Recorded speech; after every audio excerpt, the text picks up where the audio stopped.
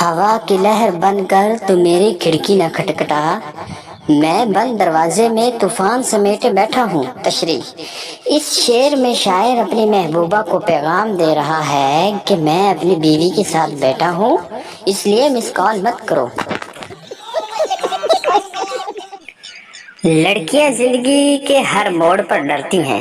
اکیلی ہو تو سنسان راہوں کا ڈر، بھیڑ میں ہو تو لوگوں کا ڈر، کوئی دیکھ رہا تو اس سے ڈر، بچپن میں والدین کا ڈر، جوان ہو تو بھائیوں کا ڈر۔ وہ ڈرتی ہیں اور تب تک ڈرتی ہیں جب تک انہیں کوئی جیون ساتھی نہیں مل جاتا، اور یہی وہ شخص ہوتا ہے جس سے وہ سب بدلا لیتی ہیں۔ پولیس: آپ کے گھر کی تلاشی لینی ہے۔ پپو: کیوں؟ پولیس: خبر ملی ہے کہ آپ نے ایک خطرناک دہشت گرد کو اپنے گھر میں چھپا رکھا ہے۔ پپو: خبر بالکل درست ہے انسپکٹر صاحب، لیکن وہ ان دنوں اپنی امی کے گھر گئی ہوئی ہے۔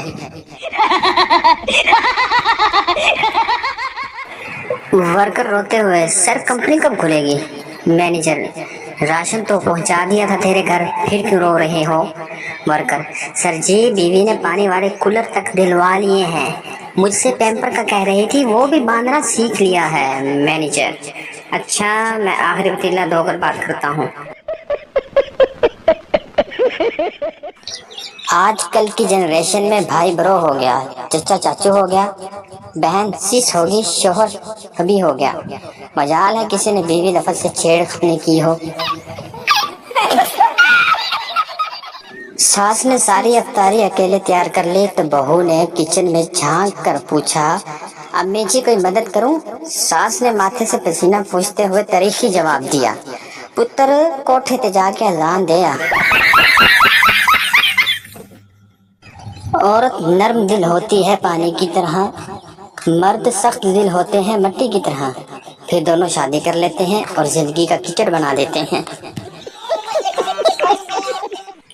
شادی سے پہلے ہیرو نمبر 1، شادی کے بعد کلی نمبر 1۔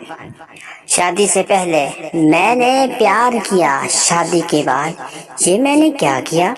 شادی سے پہلے جان مت جاؤ، شادی کے بعد جان مت کھاؤ۔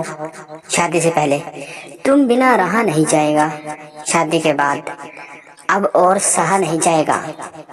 شادی سے پہلے کچھ تو بولو، شادی کے بعد کبھی چپ بھی بولو۔ شادی سے پہلے آئی لو یو، شادی کے بعد آج پھر آلو۔ شادی سے پہلے جان ملنے کب آؤ گی، شادی کے بعد میکے کب جاؤ گی؟ شادی اپنوں میں ہونی چاہیے یا غیروں میں؟ تجربہ کار لوگ روشنی ڈالیں ذرا۔